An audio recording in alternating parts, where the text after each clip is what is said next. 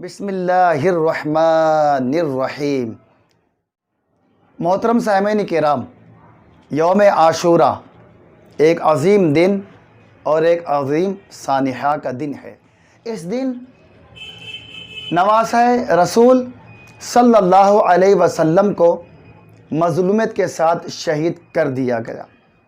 کیا آپ جانتے ہیں کہ جب امام عالی مقام، امام عرش مقام، امام تش مقام زخمی ہو کر زمین پر تشریف لائے تو آپ نے اپنا سر سجدے میں دے دیا، اور ظالموں نے اسی سجدے کی حالت میں آپ کے سر کو تن سے جدا کر دیا۔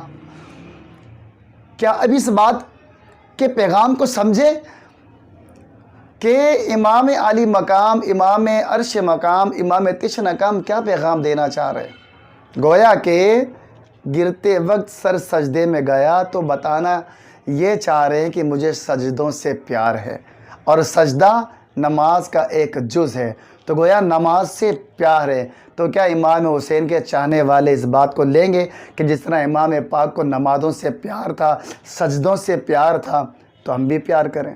تو آئیے سب نیت کرتے ہیں کہ آج کے بعد انشاءاللہ ہماری کوئی نماز قضا نہیں ہوگی۔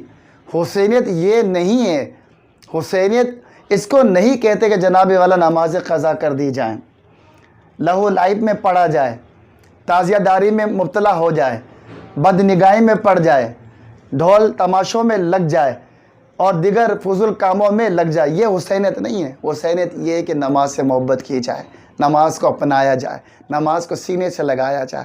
تو نیت کریں کہ انشاءاللہ جب تک زندہ ہیں پانچوں نمازیں مسجد کی پہلی صف میں زندگی بھر باجماعت ادا کریں گے۔ اے مولا، امام حسین کے اس آخری سجدے کا واسطہ ہمیں نمازوں کی سچی محبت نصیب کر دے۔